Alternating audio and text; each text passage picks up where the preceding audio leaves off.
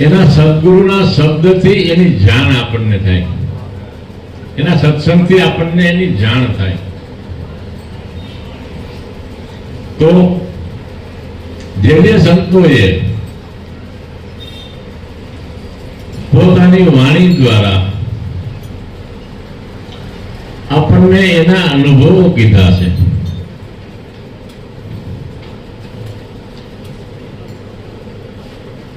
કે આપણે ક્યાં સુધી જવાનું છે ભક્તિ માર્ગની અંદર. ઉગારામ દાદાએ અભણ છતાં એની એક વાણીની અંદર આખા 4 વેદની 12ની વાત કરી દીધી, પંચમ વેદની વાત કરી દીધી.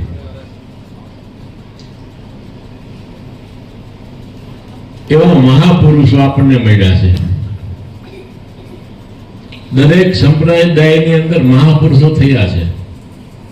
એ દરેકે એક જ વાત કીધી, પણ આપણે ગુરુ, મારો ગુરુ તારો ગુરુ માટવાઈને ઉભા રહી ગયા છે. જ્યાં સુધી અઘાટ ગુરુ નહીં ઓળખાય ને ત્યાં સુધી આપણી ભક્તિ કાચી. દરેકની અંદર બેઠો છે ગુરુ તત્વ. એ ગુરુ તત્વને સદગુરુ ઓળખાવે છે, દેહને નથી ઓળખાવતા. ને આપણે દેહમાં રોકાઈ જઈએ છીએ. એ દેહ આપણો પૂજ્ય છે. એ દેહથી આપણને વસ્તુ મળી, એ દેહની સેવા કરવાની, એમાંથી એનો સત્સંગ સાંભળવાનો, શબ્દો લેવાના છે. તો આપણે અંદરથી ઉઘાડ થાય, સત્સંગ સાંભળે કે ગુરુ ગુરુ કહીને આપણો ઉદ્ધાર થવાનો નથી. પણ એમાંથી જે શબ્દો સંતો કહે છે એ શબ્દનું મંથન કરવાનું આપણે, કે આ શબ્દ સંતોએ શું કહી ગયા વાણીમાં. જબુભાઈ એની વાણીમાં કીધું કે મને ઝીણો ઝીણો નાદ સંભળાય. તો એને નાદ સંભળાણું તો આપણને કેમ ના સંભળાય? કે નૈનોથી જોતા લાગે વાલો મારો દૂર. આ ચર્મ ચક્ષુથી જોઈને તો દૂર દેખાય, ક્યાંક સોમનાથમાં દેખાય, ક્યાંક દ્વારકામાં દેખાય, ક્યાંક હરિદ્વારમાં દેખાય. અને સદગુરુ જે ઓહમ સોમનો ચીપિયો આપ્યો છે ને, એમાં જો ચડીને જોઉં ને તો વાલો મારો છે મારી ઘટમાં, તો હાવ નજીક દેખાય છે. આ સંતોને અનુભવ થયા, તો આપણને કેમ ન થાય? તો ગુરુ દાદા ઉગારામે કીધું કે નિવૃત્તિ પ્રવૃત્તિ પરથી તમે સંકલ્પ વિકલ્પ દૂર કરો, એમાં જીવન મુક્તિ જાણી તમે સંતોષ વરને વરો. આ દાદાએ તો એની વાણીમાં કહી દીધું. હવે દાદા અહીંયા નથી, આપણે પૂછવું કે ને કે નિવૃત્તિ કેને કહેવાય ને પ્રવૃત્તિ કેને કહેવાય, સંકલ્પ વિકલ્પ કેને કહેવાય? પણ અત્યારે જે અહીંયા મહાપુરુષો છે ને એને પૂછી લઈએ તો એનો જવાબ મળે આપણને. તો નિવૃત્તિ એટલે જ્યાં સુધી આપણું સમરણમાં ધ્યાન છે એ પદ નિવૃત્તિનું. બાકી બધી પ્રવૃત્તિ, આપણે બેઠા છે કામ નથી કરતા, પણ આપણી પ્રવૃત્તિ ચાલુ છે, આંખેથી જોઈ રહ્યા છે, કાનેથી સાંભળી રહ્યા છે. એ નિવૃત્તિ પ્રવૃત્તિને પરખો કે નિવૃત્તિ હું ને પ્રવૃત્તિ હું. એટલે નિવૃત્તિ જે સુધી આપણી સુરતા નામમાં રહીએ ત્યાં સુધી નિવૃત્તિ. અને સંકલ્પ વિકલ્પ દૂર કરો. મનની અંદરથી જે સંકલ્પ વિકલ્પ ઉઠી રહ્યા છે આપણા, એને કેમ દૂર કરવા? તો સદગુરુએ જે આપણને સમરણ આપ્યું, શ્વાસ લેતા જ્યાં શ્વાસ આપણો પૂરો, પોતાના પુણ્યના પારખા ગુપ્તદાન દેજો, શાંતિ તપ સોહમ છે તમારો આત્મો ઓળખી લેજો. બાહ્ય વસ્તુમાં બધું સુખ છે, મન છે સુખ ગોતી રહ્યો, આનંદ ગોતી રહ્યો, પણ સુખ મળે છે. આનંદ આપણી અંદર પીડ્યો છે. એ શાંતિ તપ સોહમ, જ્યારે સોહમ ઈશ્વર તત્વ છે, ઓહમ ગુરુ તત્વ છે. એ ઓહમ સોહમ ને એક કરી નાખે ને તો આપણી અંદરથી અખંડ આનંદ પ્રગટે.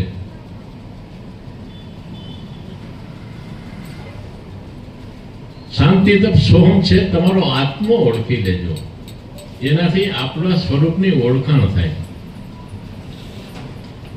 આપણું સ્વરૂપ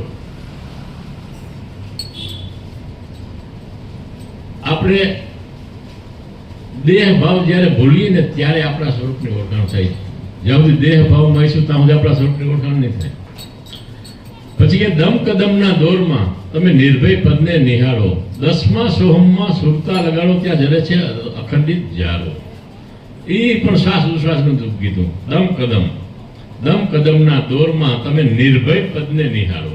જે સદગુરુએ આપણને પદ ઓળખાવ્યું છે ત્યાં કોઈ જાતનો ભય નથી, પણ આપણને ઓળખાવ્યું છે તે આપણામાંથી ભય જતો નથી. હજી આપણે નિર્ભય બન્યા નથી. હજી આપણે દૂધમાં દહીંમાં રમીએ છીએ. પણ નક્કી કરી રાખજો, ગુરુ સિવાય જેટલા કર્મ છે ને કર્મ ધર્મ છે એ નિજ સ્વરૂપની ઓળખાણ નહીં થાય. જ્યાં સુધી દ્વૈત ભાવમાં રમશું ત્યાં સુધી નિજ સ્વરૂપની ઓળખાણ ન થાય. ગુરુ કઈરા કે કર્મી નથી. ગુરુની હારેલ, ગુરુની કીધેલ ચીંધેલ રાહે હાલવું એ આકરું છે. બાપા તો કે અમારે તો નિવેદ તો કરવા પડે ને, અમારી માતાજી નકર અમને હેરાન કરી નાખે. એટલે આ નિર્ભય પદ આપણને મળ્યું છે છતાંય આપણો ભય જતો નથી. આપણો ભય, આ નિર્ભય પદને તમે કાયમ સ્મરણ કરશો તો આપણો ભય નીકળી જાય. નિર્ભય પદને નિહાળો, 10મા સોહમમાં સુરતા લગાડો, ત્યાં જરે છે અખંડિત જારો. 9 સોહમ ઉપરે 10મો સોહમ શ્વાસ. એ સોહમની અંદર સુરતા લગાડવાની છે. જે મેં કીધું ને ભાઈ, શ્વાસ તમે લ્યો, અંદર જઈને કુંભક કરો. એ કુંભકની અંદર એ 10મો સોહમ ન્યા છે. 9 સોહમ ઉપરે 10મો સોહમ સાત.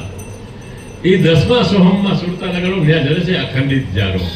અખંડિત, જે કોઈ ખંડિત નથી. પછી કે વક્ષરૂપે એક છે, એમાંથી 42 પ્રગટા છે ડાળા. અનુભવથી ઓળખતો સોહમ પુરુષ છે 52 અક્ષરથી બહાર. આખા જગતનો વૃક્ષ એ એક જ છે, એક જ ગુરુ તત્વ છે. એની અંદરથી આ બધો વિલાસ થયો છે. ને આપણે અંદર જોઈએ તો આ 12 આગળ જે આપણો શ્વાસો હાલી રહ્યો છે, એ 12 આગળ શ્વાસાને જેમ જેમ ભજન કરી અને ઓછા કરવાના છે. આપણે 21,600 શ્વાસા હાલે છે 24 કલાકના. એમાં તમે જો ભજન કરશો ને તો જ તમારા શ્વાસા ઓછા થાય. અને શ્વાસા ઉપર આપણું જીવન છે. દિવસ અને રાત ઉપર આપણું જીવન નથી, શ્વાસા ઉપર આપણું જીવન છે. એટલે તે વૃક્ષરૂપ એક છે, એમાંથી 42 પ્રગટા છે ડાળા. અનુભવથી ઓળખતો સ્વયં પુરુષ છે 52 અક્ષરથી બહાર. કે આ દેહની અંદર ક્યાંય બંધાતો નથી. ગુરુ તત્વ કે ઈશ્વર તત્વ તમે જે કહો તે આ દેહની અંદર બંધાતો નથી. એ દેહથી બારું છે. અને બારુંથી આવીને આપણા દેહની અંદર આવ્યું અને આપણે આ પ્રગટ વાતો કરી રહ્યા છીએ, આંખ જોઈ રહી છે, કાન સાંભળી રહી છે. એ તત્વ જેથી વયું જાય ને, આ દેહ આમને બીજે કોઈ કરી શકશું નહીં. એની સદગુરુએ ઓળખાણ કરાવી આપણી. પછી કે અનુભવી સ્કૂલમાં આ શબ્દ સદગુરુએ સુણાવ્યા, એ જરાય નથી જૂઠા. વચન વતરને હવે આ એક જ એકડો ગૂઠો. સદગુરુએ એનો અનુભવ કર્યો, એની હાકતની મીઠાઈ છે એને લીધી છે. એ રહીને પછી આપણને ખબર આવી, એમને આપ્યું નથી. એ અનુભવ એને કર્યો સદગુરુએ. હીરસાગર બાપાએ કર્યું હતું, ઉગરામ દાદાને આપ્યો. ઉગરામ દાદાએ અનુભવ કર્યો તો આપણને બધાને પાસે પૂછ્યું છે. એને અનુભવ કરીને આપ્યું છે, એમને નહીં. તો એ આપણને પદ મળ્યું છે. સત્સંગ રૂપી પાટી કરી હવે તમે વચન વતરનો એક જ એકડો ઘૂંટો. આ સત્સંગમાં જાઓ. બધે આપણે ક્યાં અટકીને ઉભા રહ્યા છીએ? વ્યવહારના કામ કરતા કરતા વ્યવહાર કરવાનો છે, પણ માળી બનીને વ્યવહાર કરવાનો, માલિક બનીને નહીં.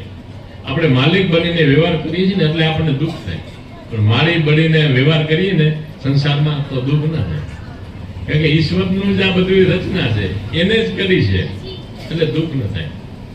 એટલે મારી બની અને સંસારમાં રહ્યો ને એક જ એકડો જે સદગુરુએ સતનામ આપને ઓળખાયું છે, એમાં અહોનિશ આપણી સુરતા રહેવી જોઈએ. તો કે આ વચન સદગુરુએ સૌને સુણાવ્યા. ગુરુ ઉગારામ દાસ ઉગારામને ગુરુ વીરસાગર મળ્યા તે દેહમાં દસ થયા.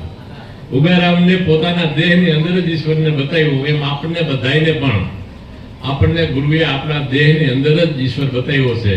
તો એ ઈશ્વરનું આપણે ઓળખી અને આપણું જ કલ્યાણ કરવું, બીજાનું નહીં. આ જે પોતે જે સમરણ કરશે એ પોતાનું જ કલ્યાણ થાય, બીજા કોઈનું નહીં થાય. આ એવી મૂડી સદગુરુએ આપણને આપી છે.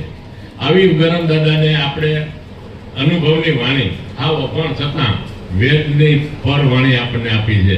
તો આપણે બધા કે અટકીએ નહીં, અટકી તો ગુરુને મહારાજને પૂછજો કે આપણે બાપા આનું આમ શું થાય, પણ આપણે ગુરુને પૂછતા નથી. ગુરુ કેમ તેને હાવી દીપડો હોય, ગુરુને જ પૂછી લેવાય જ્યાંથી અટક્યા હોય ત્યાં તો ગુરુ જવાબ આપશે. તો આપણે બધાએ ધ્યાન દઈ અને આપણું આત્માનું કલ્યાણ કરવું અને સંસારનું કલ્યાણ કરવું, બે કરવા છે. એ બે સમરણ જેમ જેમ કરશું એમ બધા કલ્યાણ થાય. બોલો સતગુરુ દેવની જય.